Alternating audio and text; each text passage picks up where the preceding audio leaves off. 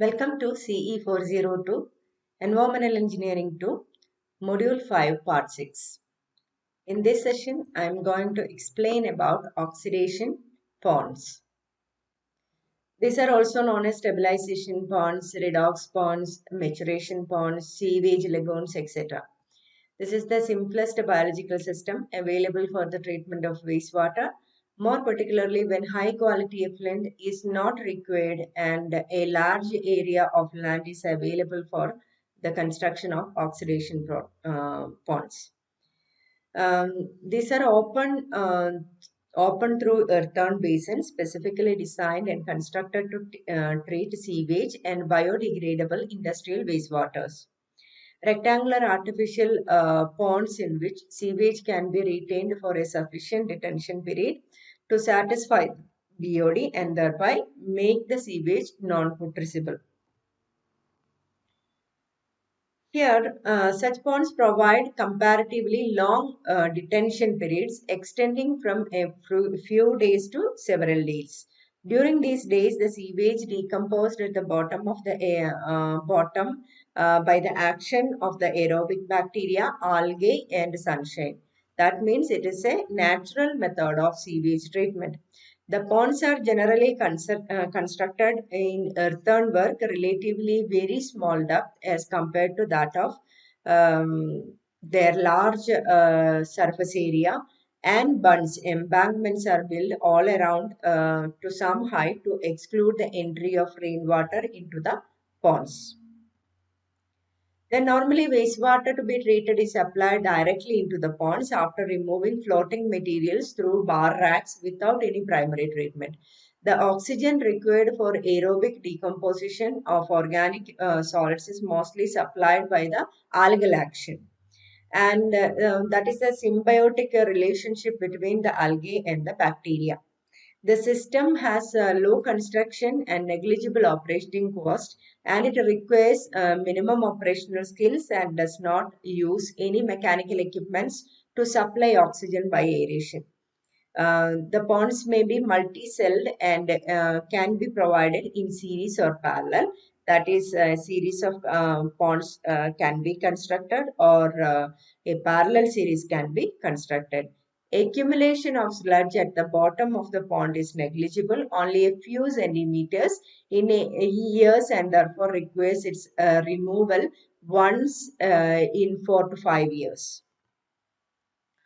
Here shows the symbiotic relationship between algae and bacteria in an oxidation pond.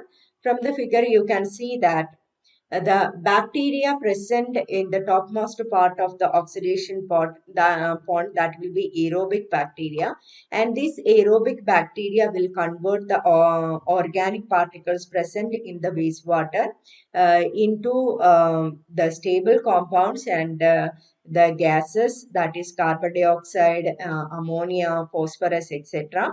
And these can be utilized by algae, that is carbon dioxide, ammonia, and phosphorus can be utilized by the algae present in the ponds, and it will synthesis in the with the help of solar energy. The oxygen will be produced during this process, and this oxygen can be utilized by the bacteria again. This is the symbiotic relationship between bacteria and algae. This will accelerate the process of decomposition in the oxidation ponds. Then oxidation ponds, the removal mechanism. When raw wastewater is fed into the basin after screening, the suspended solids settle to the pond bottom by gravity due to long retention time. The soluble organic matter in the upper top of the top and intermediate layers are decomposed or oxidized by the action of aerobic bacteria and facultative bacteria. And in the bottommost portion, anaerobic conditions exist, and therefore there will be an anaerobic decomposition taken place in the bottom part of the oxidation pond. This is the cross-sectional view of an oxidation pond. Here you can see three zones, that is aerobic zone, facultative zone, and an anaerobic zone. In the aerobic zone, the decomposition will happen with the help of aerobic bacteria. This aerobic bacteria will convert the organic matter into stable compounds. In the facultative zone, both the algal action and the aerobic bacteria will decompose the organic matter, and this will be of both, that is the anaerobic action will also takes place and the aerobic action will also takes place in this zone. In the bottommost zone, that is anaerobic zone, in this zone anaerobic bacteria will decompose the organic waste into stable compounds. This is the removal mechanism in the oxidation ponds. Then the oxidation pond classification. First one is aerobic ponds. For the aerobic decomposition to be happen in an oxidation pond, the depth should be smaller. That is, the proper aeration, proper oxygen entrance should happen inside these aerobic ponds, so that the aerobic decomposition will happen in the presence of aerobic bacteria. So the depth will be 0.3 to 1.5 meter deep. And while low rate aerobic ponds are used for reducing soluble BOD5, and the BOD5 removal will be as high as 95%. Then anaerobic ponds, in this type of ponds, the depth will be higher, so that it will enhance the action of anaerobic bacteria. That is, anaerobic decomposition will happen inside the oxidation pond. So the depth should be 2.5 to 5 meter, and designed for higher organic loading, so that photosynthetic algae action is precluded, and anaerobic condition prevail throughout the pond volume. This is the anaerobic ponds. Then the facultative ponds. In the facultative ponds, both action will take place. That is the aerobic action and anaerobic action. The depth will be 1.2 to 2.5 meter deep, and the stabilization of organic solids is achieved by aerobic bacteria in the aerobic zone, by anaerobic bacteria at the bottom of the pond, and by facultative bacteria in the middle zone. Most of the existing waste stabilization pond installations in India are facultative type. Then fourth type is maturation ponds. These ponds are generally 1 to 1.5 meter deep and are normally designed for 5 to 10 days of HRT. These are generally used after facultative ponds with the prime objective of destructing the fecal or pathogenic organisms, and it can be also used to treat the effluent from conventional treatment plants. Then the construction details. It is an earthen pond dug onto the ground with a shallow depth. In India, the depth is maximum up to 1.8 meter, because we are using a facultative type, maximum a facultative type of oxidation pond. The detention time in the pond is usually 2 to 6 weeks, depending upon the sunlight and temperature. In cold countries, higher figures is to be adopted. For better efficiency of treatment is obtained if several ponds are placed in series, and so that the sewage flows progressively one to another unit until it is finally discharged. The effluent should be entered at a center above or below the liquid surface for a uniform mixing of influent with oxygen saturated pond liquor. The outlet should be provided. Withdrawal of effluent from different depth of the pond. This is the plan view of an oxidation pond. Here you can see the XX section and YY section. The embankment will be provided in order to prevent the entrance of rainwater into the pond.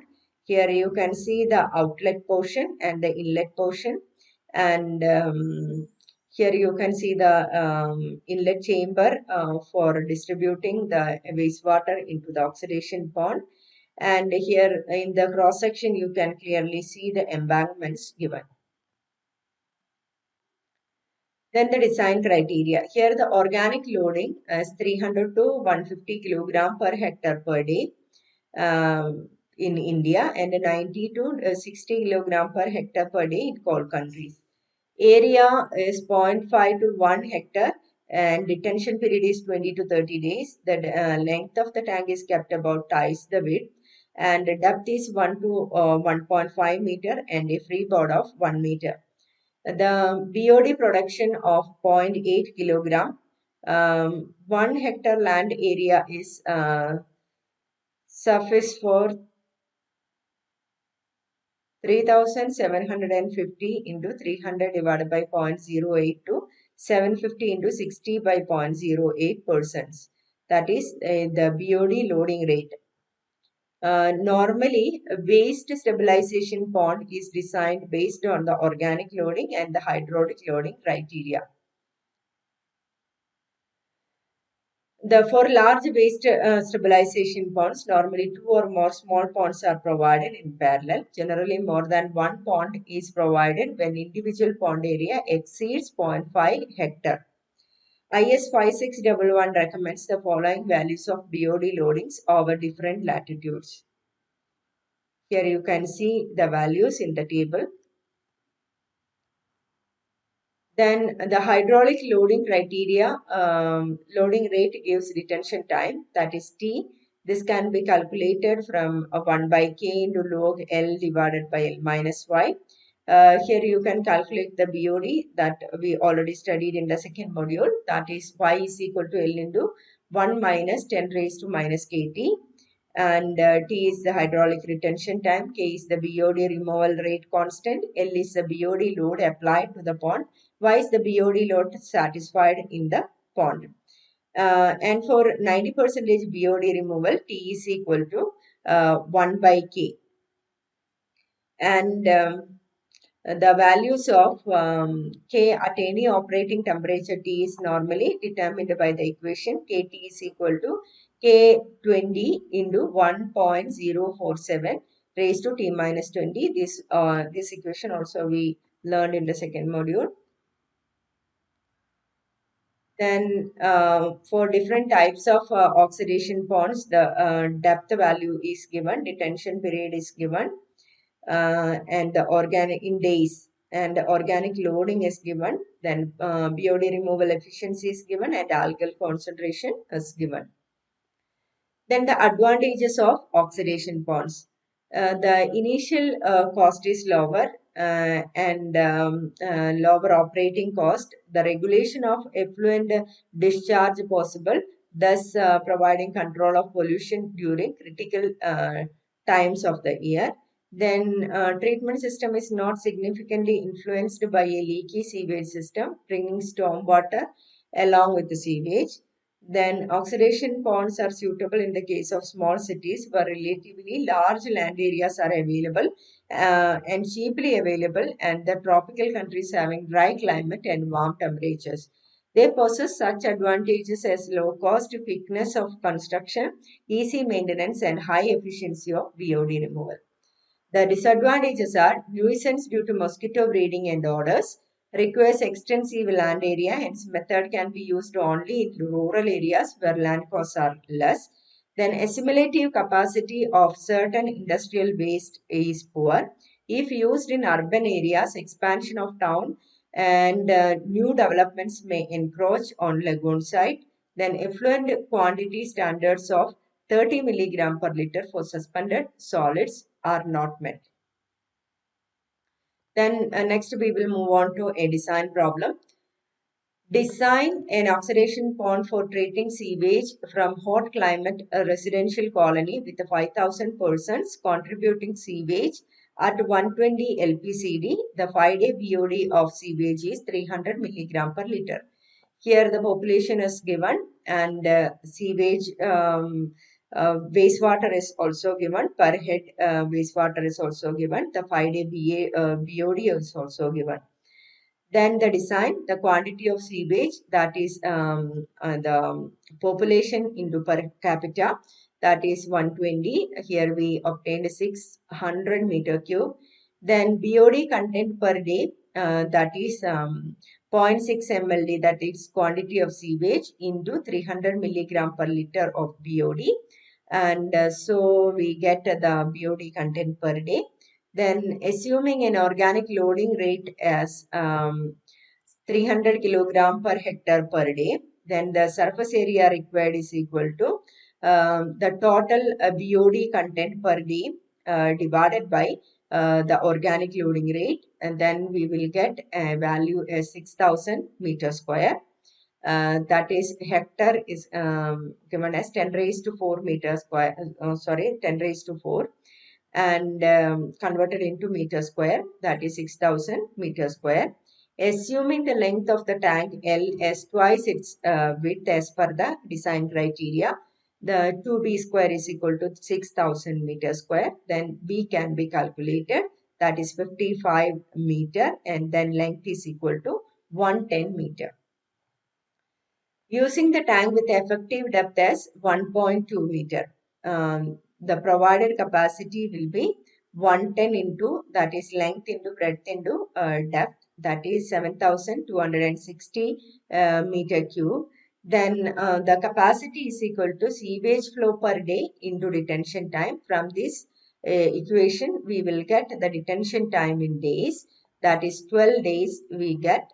We got 12 days of detention time, and length already we got as 110, width 55 meter, and an overall depth of 1.2 plus 1 meter freeboard, that is 2.2 meter overall depth, and a detention period of 12 days. Then design of inlet pipe. Assume an average velocity of sewage as 0.9 meter per second and a daily flow for 8 hours only. Daily flow 8 hours only. So we can calculate the discharge, that is 600 is our sewage, and 600 divided by 8, that is 8. Here the value is 8, not 80. 8 into 60 into 60, that is converted into seconds. Then area of the inlet pipe required, that is discharge by velocity. Here velocity we assumed as 0.9 meter per second. Then we will get an area of 232 centimeter square.